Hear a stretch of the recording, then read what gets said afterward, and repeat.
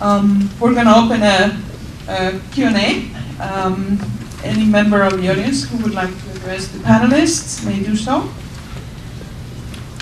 Hi, my name is Betsy Stokes, and I've been teaching in the ESL and bilingual program at Princeton High School for 11 years, and I know at a very personal level how difficult it is for my students who have come here as young children and finish high school and have no chance of furthering their education because they're not eligible for financial aid. I also know that this is multiplied by millions across the country. I know that at the federal level and also at the state level, there's been some legislation introduced that would help the DREAM Act specifically. Had my students very excited, and I wondered if any of you has any idea of where that's headed or whether there's any hope.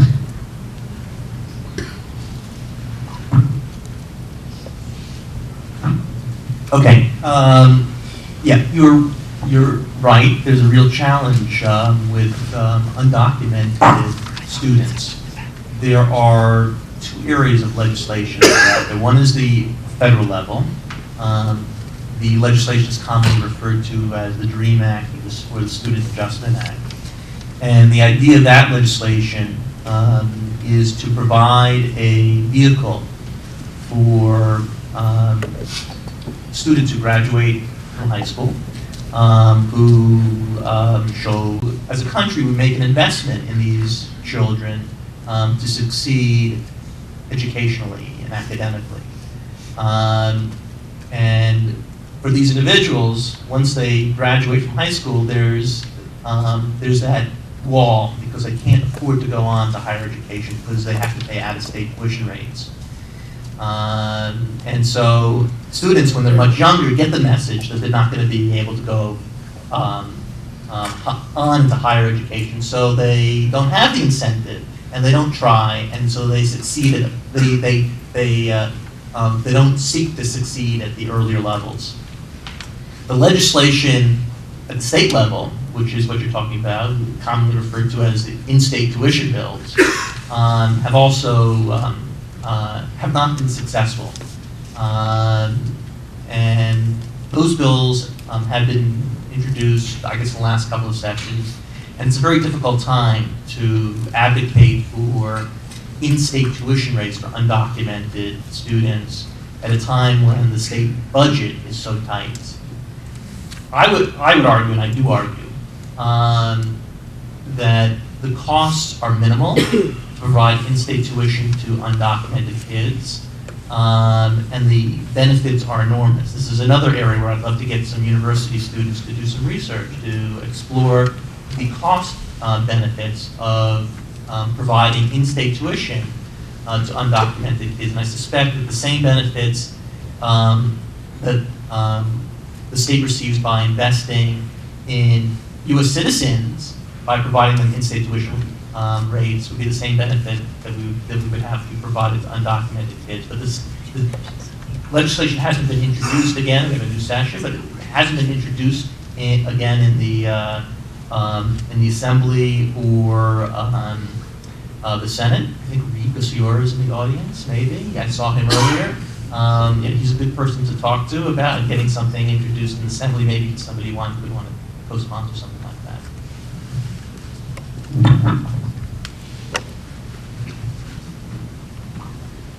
Hi, my name is Stan Organic, and I'm from Freehold, New Jersey, and I've got a question for anyone on the panel, but I guess specifically the lawyer.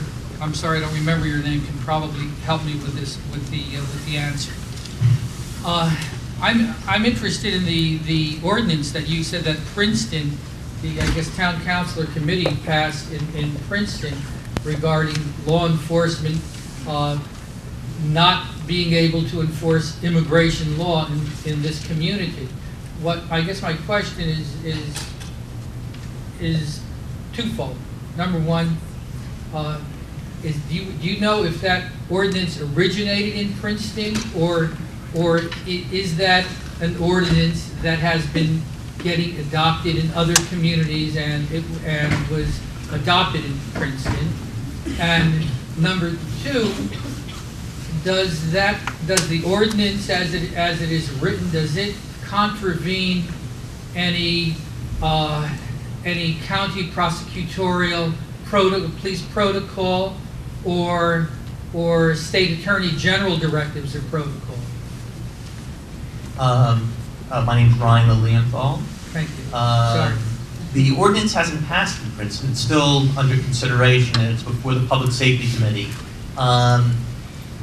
Something very similar to the ordinance is passed in Trenton, and it was passed as an executive order signed by the mayor of Trenton.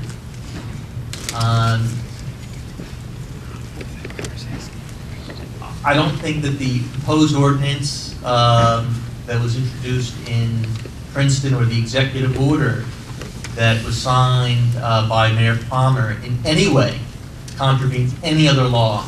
And in fact, I think it adds extra protection to the municipalities from being confronted with a situation where they run a risk where they might violate the law, particularly the Constitution. So I think the ordinances or executive orders or whatever format they take are good things for municipalities.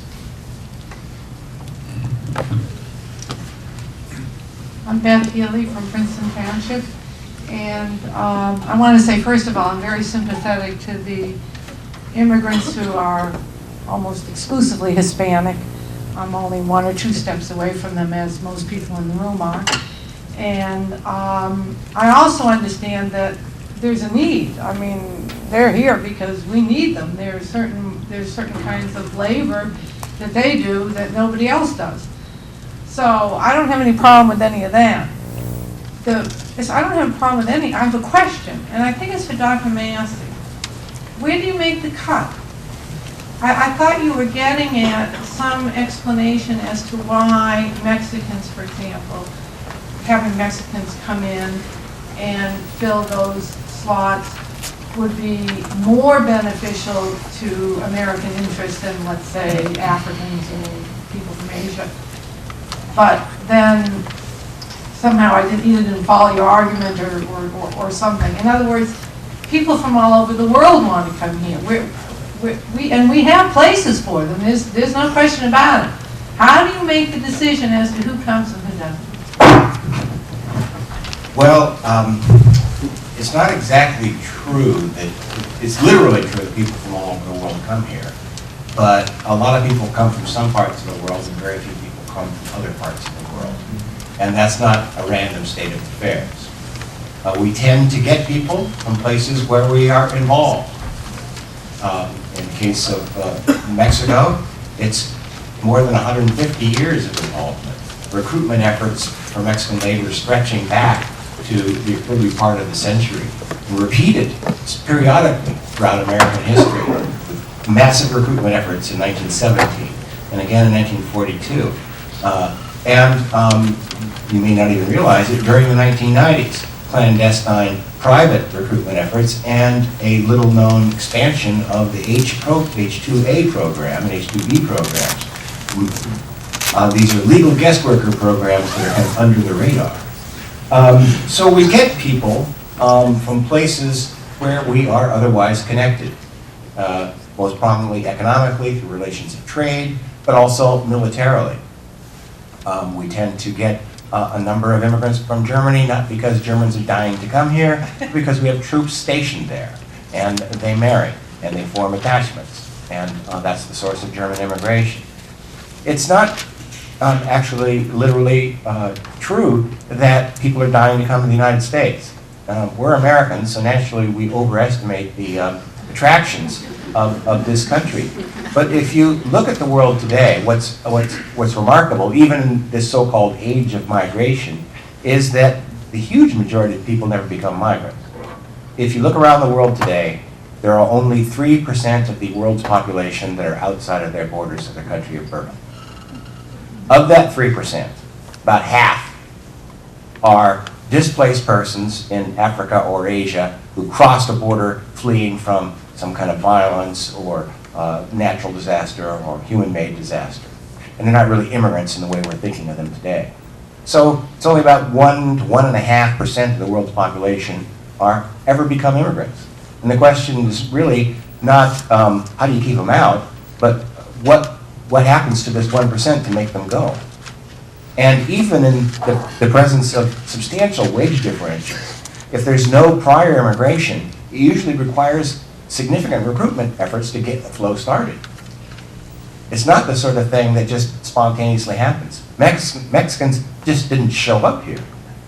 But Mexicans were deliberately recruited. And between 1942 and 1964, we imported 5 million temporary workers from Mexico to undertake jobs in the United States. And that is the genesis of the current flow of migrants, was our recruitment efforts. I think that you form an immigration policy, not by treating every country equally, because all countries aren't equal. Why should we have a quota of 20,000 for people from Nepal and 20,000 for Mexico when we are so much more closely tied to Mexico? And our interests lie so much more heavily in this hemisphere. And so while, again, it's literally true that undocumented migrants come from all over the world, 75% of undocumented migrants come from Mexico. And if you add in migrants from Central America, you get up to about 85 or 90%.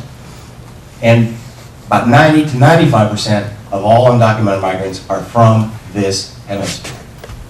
These are the people with whom we trade, with whom we have long-standing historical relationships, with countries in which we have repeatedly intervened in one way or another to produce the flows of migrants we're now observing. So I think that you have to treat immigration as simply the labor component of a broader process of globalization. We set up all kinds of rules and regulations that allocate differential rights of entry for goods from different countries, capital investments, products, and labor should just be seen as a part and parcel of this broader process of globalization. And rather than trying to suppress it, we bring it above board and manage it in ways that benefit you and your close trading partners, who are ultimately your close allies as well, to promote more rapid growth there and to minimize the costs for ourselves. I'm David Goldfarb, a member of the Princeton Borough Council. I just wanted to address the status of our proposed ordinance. On the advice of the borough's attorney, we sent the draft of the ordinance to the Mercer County Prosecutor's Office. They, in turn, sent it on to the State Attorney General's office, and we are waiting for an opinion from the State Attorney General. But we have pressured the Mercer County Prosecutor, who has, in turn, pressured the New Jersey Attorney General's office to produce the opinion as soon as possible. In the meantime, we've been assured by our leadership in the police department that they are complying with the outline of the ordinance.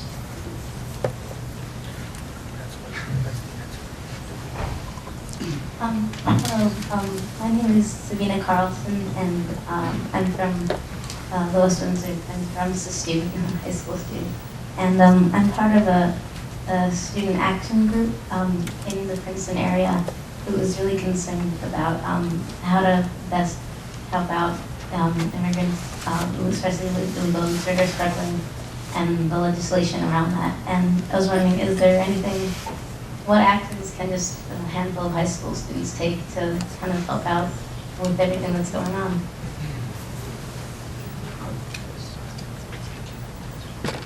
Okay, I'll take a shot at that. And then I want to return to David's comment after that.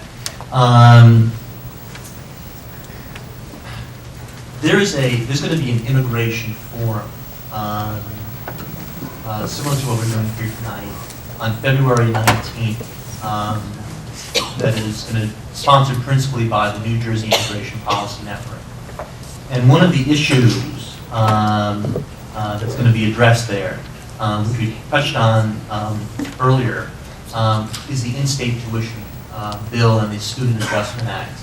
I think one area where students can be particularly effective, more effective than anybody else, is talking about the impact, this is U.S. citizen students, talking about the impact on their undocumented peers of not being able to legalize their status and not being able to have the same opportunities that you as a U.S. citizen have to going on to higher education.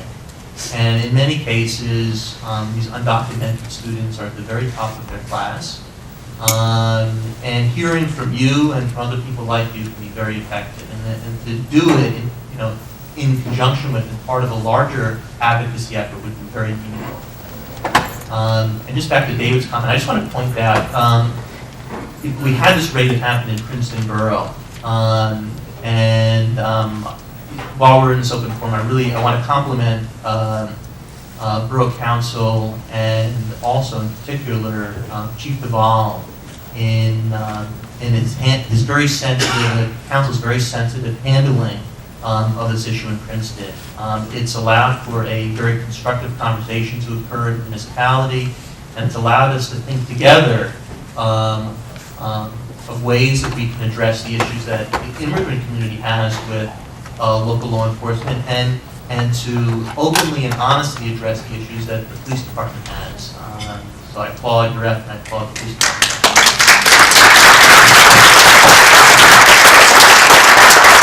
I would also like to say that the most important thing you can do locally is be informed and spread the information. Ultimately, the fate of immigrants is not in the hands of Princeton Borough, Mercer County, state of New Jersey.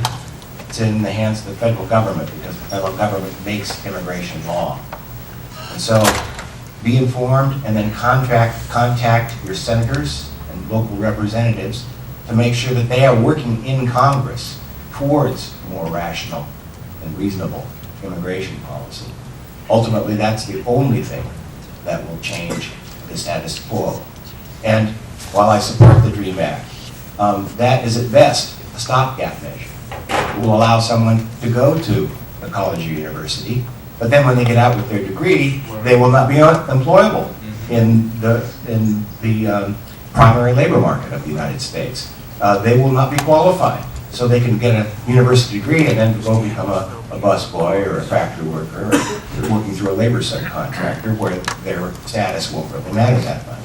So the ultimate solution is some kind of legalization program, probably some kind of earned legalization program, where people that have been here, paid taxes, sent their kids to school, stayed out of trouble, will have a pathway towards eventual legalization and, should they choose it, citizenship. Hello, my name's Rebecca Southern Jaffe, and I'm interested in this issue now because I have dear friends who are Guatemalan, and at a certain point into knowing them, I began to know about their lives and became increasingly brokenhearted and hopeless. And I wanted to thank you tonight for all of the information, for sane, intelligent, educated way that you shared with us. And I want to make sure that I'm not naively encouraged that this is an ignorance problem, and that the hate thing you talked about, the immigrants being among, there with the gays, and and on that whole end of the spectrum, is an ignorance thing, and also the government is operating out of an ignorance thing. Is it innocent to shift over to that point of view?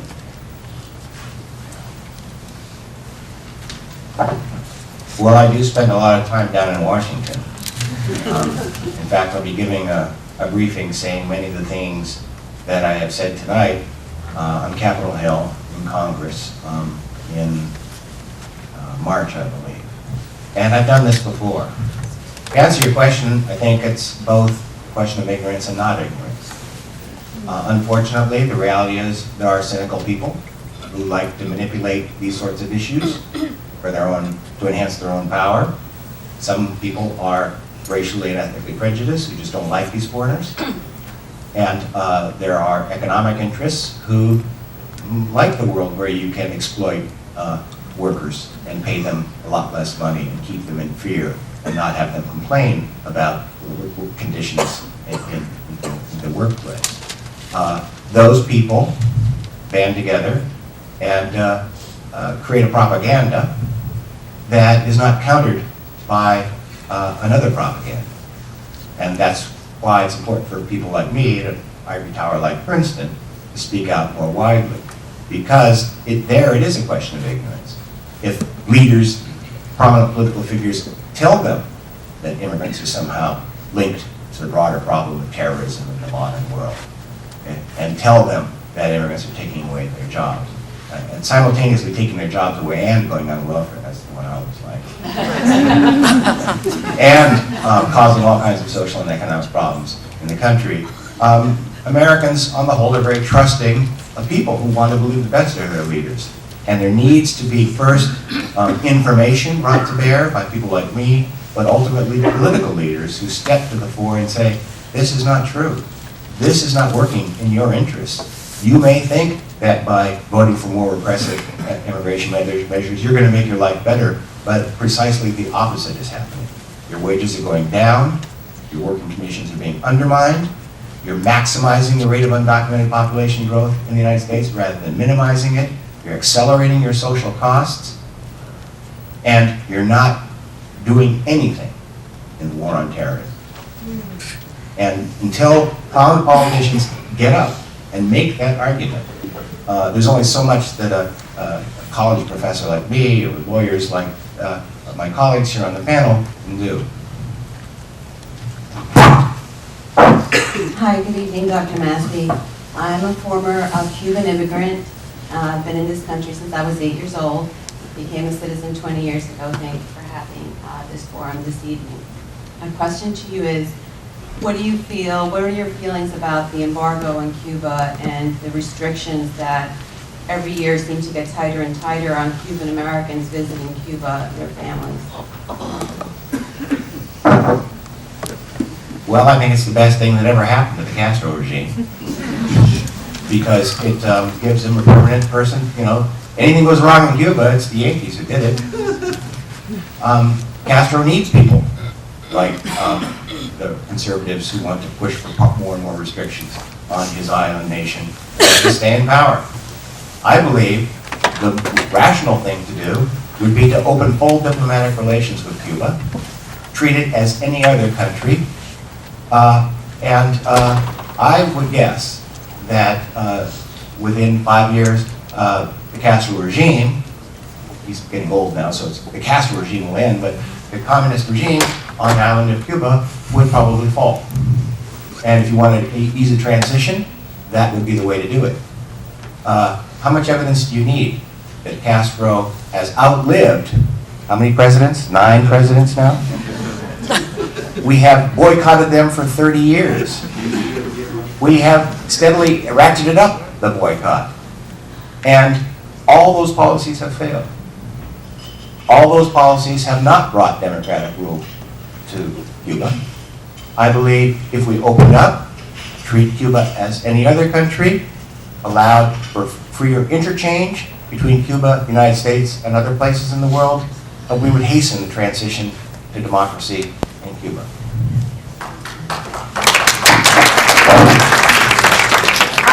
Hello, my name is Teresa Navarro.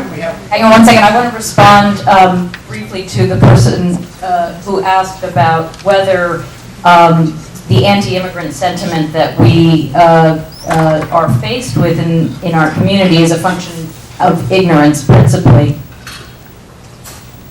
And I think it's important for us to acknowledge that there are some people who are anxious about illegal or undocumented immigration out of the best of motives. They are concerned about low-wage workers and the poorest of the poor among the members of our current members of our national community.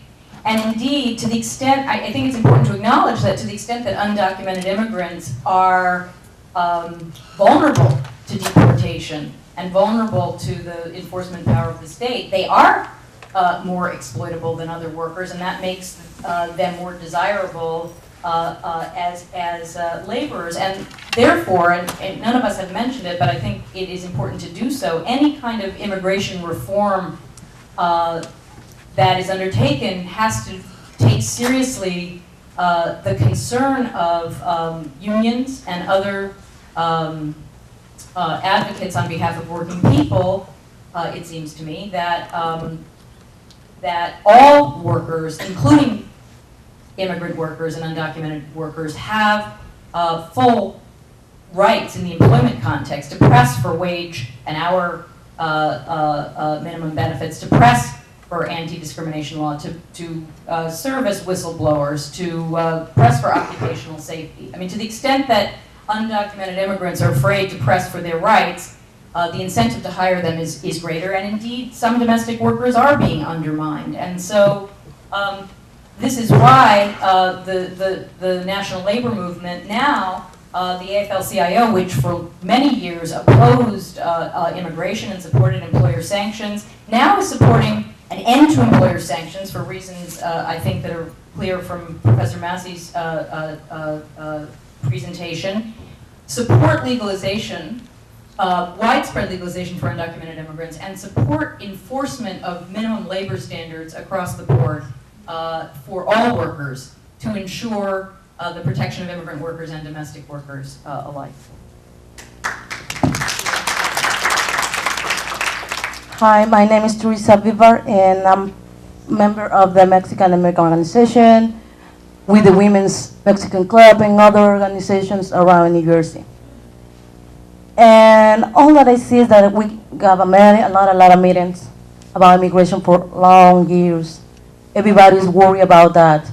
And the problem is still existent because we didn't create conscience in our kids, into our families. Migration is going to exist for years, if we don't make conscience about that really deeply. We have to educate women from other countries about how to educate themselves to help kids, how to create programs, links between towns to towns about the borders, cross the borders, I'm sorry.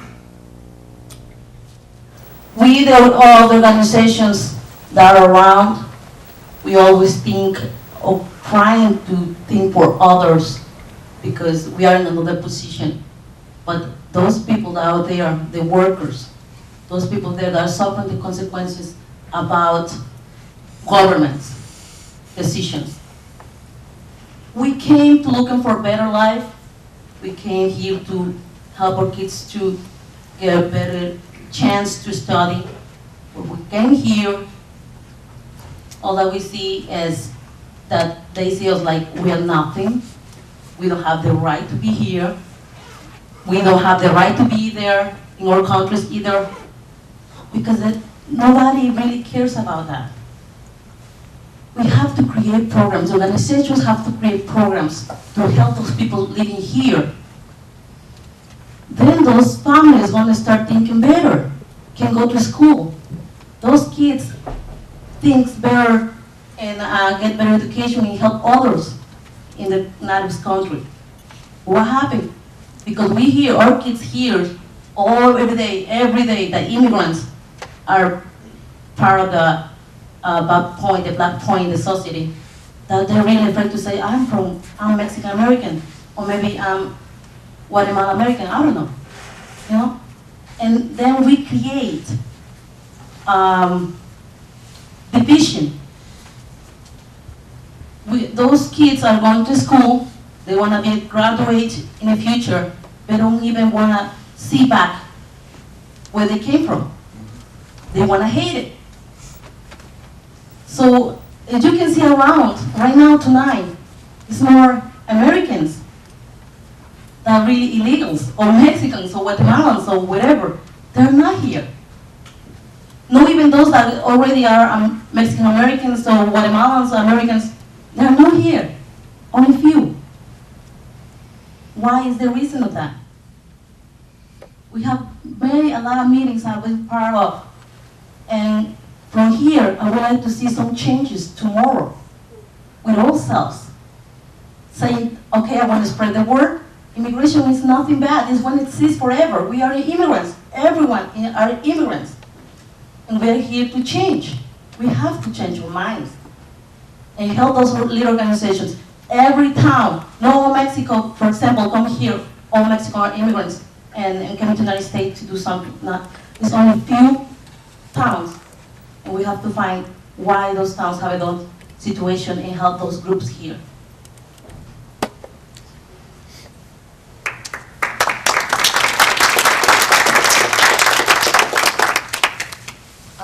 I'm Wendy Benchley, and I'm part of Princeton Borough Council, along with Goldfarb, and I don't know who else is here, but I want to go to the national level from the grassroots level, which is so important that we were just talking about, and the family and community level. I was alarmed to hear that there is a possible bill on the national level that would require our police department or police departments all over the country to become part of the immigration. I think I read it someplace way back, but I had forgotten about it. And so what I'm interested in, I'm alarmed about that, and I'm interested to know from you all, who are the people that you've met in Washington, who are legislators, who are the more enlightened senators and congressmen and women who agree with your proposals, and are they keeping in touch with you, and would they keep in touch with us, and would there be an early warning system so that we all can rise up and march on Washington and not let that law pass? But more importantly, are there legislators that actually support your views and are working to change the immigration policy?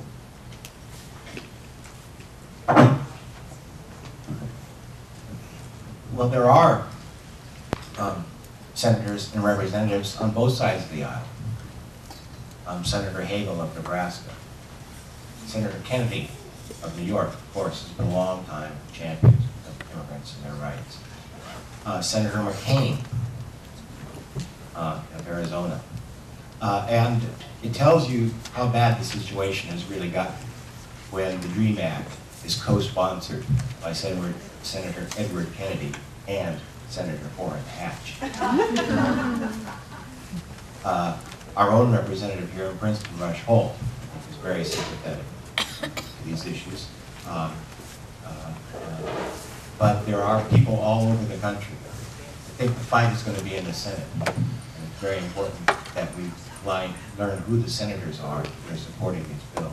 There are a number of countermeasures to the administration's proposal, sponsored by people like Hagel and McCain and Kennedy, that really deserve support as alternatives to the very repressive, increasingly repressive measures that the administration is proposing.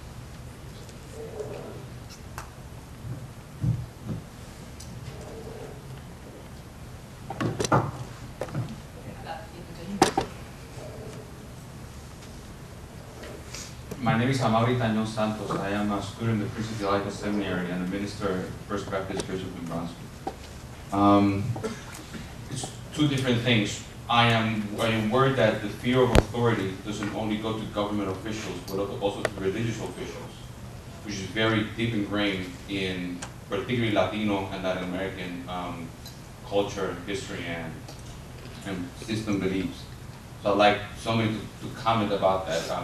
The situation in our church is that out of 130 weekly attendants, only half of those are members of our church, not wanting to give their names to the booklist of our church in fear of, even though the American Baptist Church, which our church is a member of, and many other Protestant and denominations and Catholic dioceses have passed particular legislations about this. I'd like to talk about that. The second one, as a Puerto Rican, I am personally worried about the influx of Cuban and Dominican immigrants who are to our island, as we share, as U.S. jurisdiction sharing borders water borders with those two countries. How do you see Puerto Rico as a U.S. jurisdiction without representation in Congress dealing with that? And how do you see Puerto Ricans and any other legalized citizens, Latino citizens within the country, organizing politically, which I don't see? And I'm a bit ignorant in this because I'm recent incoming from Puerto Rico, and I don't see political Latino organizations working force.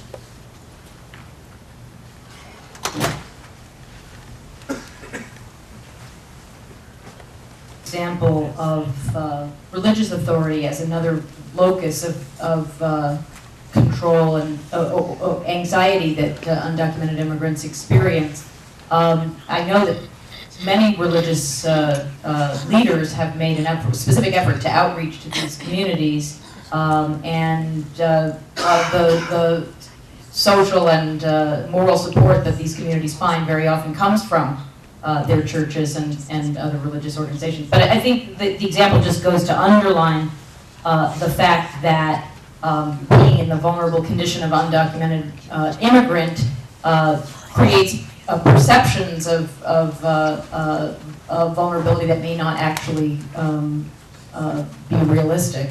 But there are all kinds of abuses of authority that can occur in relation to this population.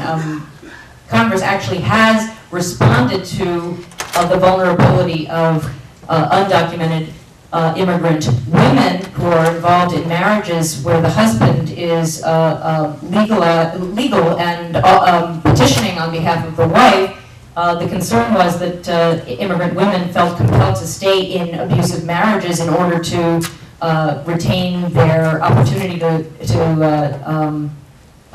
regularize their status. And there's a context in which we've had good legislation which is actually protective of undocumented immigrants and allows them to break free of abusive spouses who are threatening them on grounds that they're undocumented to report them to the INS.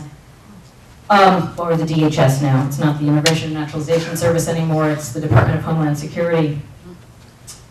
I can't say very much about the Puerto Rican situation except that the borders of Puerto Rico are considered part of our national borders. I mean, Puerto Rico is a territory controlled by the United States, and to the extent that people are coming into Puerto Rico, they're subject to United States immigration law. And I don't know much about the situation of those immigrants moving into Puerto Rico. Well, I do. I've carried out, I've been working in Mexico for 25 years and have done annual surveys of different communities all over Mexico studying the process of migration to the United States. And about 5 years ago, we expanded our data gathering operation to look at other Latin American countries, and we began by studying Puerto Rico and the Dominican Republic, and have carried out a large number of surveys in different parts of the Dominican Republic and in Puerto Rico to study movement back and forth across the island. That's simply a wider Rio Grande River. The Straits of Mona are about 45 miles, and every night on the beaches at the point of the island of Santo Domingo that's closest to Puerto Rico, boats called yolas gather to ferry people across into Puerto Rico. And once in Puerto Rico, the Dominicans blend into a very large Dominican population which now lives in San Juan and some of the other cities. And their situation is completely analogous to the situation of immigrants in the United States. I think the big difference, as you pointed out, is that not only are the laws made at the federal level, but Puerto Rico has no representation at the federal level. I personally believe that Puerto Rico should be offered generous terms for statehood and be encouraged to vote in favor of statehood so that their citizenship means something and they have responsibilities to contribute and have authority to help formulate the laws under which they are basically forced to operate. Congress in 1913 didn't ask the Puerto Ricans what they wanted. It simply unilaterally said, from now on, you're U.S. citizens. And since then, they've been living in the anomaly of having no political rights of representation when they live in San Juan. But if they board a plane, the minute they set foot in New York City, they have full rights of representation and citizenship and voting. So I think the long-term solution is to move towards incorporating Puerto Rico as another state in the American Union and giving them full representation. My personal opinion. My name is Ann Yasuhara, and I'm on the LALDA board. And I'm referring back to the first presentation by Professor Massey in terms of the economics in Mexico and the United States. I know it's very complicated, but just to sort of oversimplifying, you said Mexico's a very rich country, and yet we clearly, it's not supporting its people very well because they are driven to work in maquiladoras, which I guess is pretty horrible, or to try to come here, leave their communities, find something better here. So if you could elaborate a little bit more on the economics and how it interacts with immigration or driven to lousy jobs or whatever, I'd be grateful. Well, one's economic position is all relative. Yeah. And if you use the U.S. as the basic comparison, okay, Mexico's not as well off as the U.S. But Mexico, by third world standards, is very well off. It's got a functional infrastructure, good telecommunications system, basically an interstate highway system that connects the whole country, ports. It's got the most efficient automobile manufacturing plants in North America.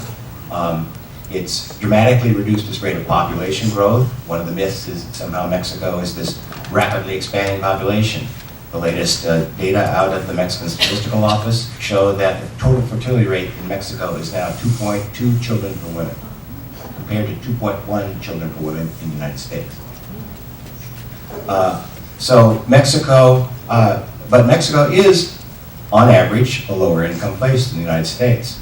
But to someone from the countryside, jobs in the maquilas are not so bad. Jobs in the maquilas offer, these are factories in export processing zones that are now located throughout Mexico, offer a step up. Maybe they don't offer as much opportunity as they should. And that to me, is a call for bringing in labor safeguards and greater rights of unionization into the North American Free Trade Agreement, from which they're formally excluded. The thing to understand about, and I've been studying Mexicans for a long time, about Mexican immigrants is that the typical immigrant, when they first come here, the goal is not to settle north of the border and stay here permanently. The typical immigrant is migrating to solve some kind of economic problem at home. And the problems are really have to do with missing or failed or very ineffective or inefficient markets at home. You don't build a market society overnight. And there's this myth of the free market, that somehow if you do nothing, free markets just spring into existence magically. Markets are actually very complicated institutions that are human creations, and you have to build them. And so lots of markets don't get going right away and don't function very well right away. Markets for insurance, markets for capital and credit in particular, are very poorly performing in Mexico, especially at the low end. Because they don't have access to credit, because they can't get a mortgage to finance the acquisition of a house, people migrate. They migrate as an alternative. They use migration instrumentally to overcome a market failure, which is the absence of a mortgage market, and they self-finance the construction of their house with their own labor. And their goal is to build a house in Mexico, perhaps fill it with some nice consumer goods, and maybe fund some productive enterprise and then return. But when you militarize the border, you frustrate all that. And so rather than returning to Mexico, realizing their dream, and actually building economic growth in Mexico, they're trapped up here in an underclass status. So our goal should not be to build repressive walls, thinking these people are just desperate to come here, and if we don't build them higher and higher and higher, we're going to be swamped. Mexico's population is falling. Its labor force will be shrinking in about 15 or 20 years. It's a wealthy country. It's a $1 trillion economy, it has problems. And our goal should be to use migration, channel migratory processes as a device to help Mexico overcome its problems. Our approach should have been in 1994, when Mexico joined NAFTA, should have been to treat it in the same way that the European Union treated Spain and Portugal on their ascension into the European Union. They were much lower wage areas. They've had for decades been sending out hundreds of thousands of workers into Europe. Europeans debated it. The Germans, the Northern Europeans were very worried. Oh, we let Spain and Portugal in, they're going to flood us. But in the end, they decided they couldn't sort of integrate Europe. You have to go all the way. But as in the course of integrating and allowing Spain, Portugal, and Greece into the European Union, despite their much lower incomes, the European Union for a period of 10 years provided all kinds of subsidies, technical assistance to get the markets working like they should, and to create a basic social welfare net in those countries. And lo and behold, when they entered the European Union, contrary to what everybody was afraid of, there was a massive movement of Spaniards back to Spain. Huge net migration back to Spain. So I believe the same sort of thing could have happened in Mexico. And that right now, 10 years down the road, more than 10 years from the initiation of NAFTA, if we played our cards right, we wouldn't be talking about a massively growing undocumented population with all kinds of social and economic problems. We'd be talking about a rapidly expanding North American economy and a much smaller legal population of Mexicans in the United States. We have time for only one more question. I'm sorry. The group has spoken to the issues of the fear, the terrible fear of people using hospitals, emergency rooms, and the rest. I'd just like to speak briefly to how that actually shakes out in reality. I recently lived in Texas and moved and worked there as a volunteer nurse in a well baby clinic, which actually became a desperately ill children's clinic.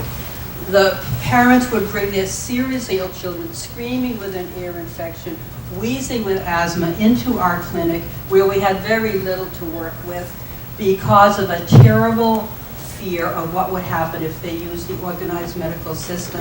And I think whatever somebody's views on immigration, anyone would agree that children desperately ill and screaming in pain because of fear of getting medical care is a system that must be changed. Thank you.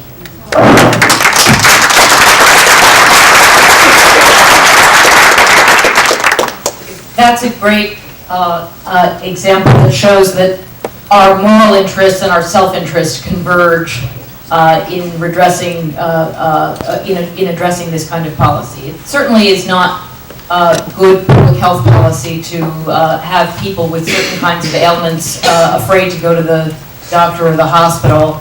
All of us suffer if tuberculosis spreads, for example, and people are afraid to get treated. At the same time, this woman's appeal is also a moral one, and I think what we need to be able to communicate to people is that sort of double message that we both serve our own interests and do the right thing as a matter of justice to legalize and integrate this population into our communities rather than keep them underground. Unfortunately, the library is going to close and we need to wrap up. Thank you everyone for being here. As I said before, we hope to be putting together other forums to look at the problem from other angles. And I want to thank our illustrious panelists.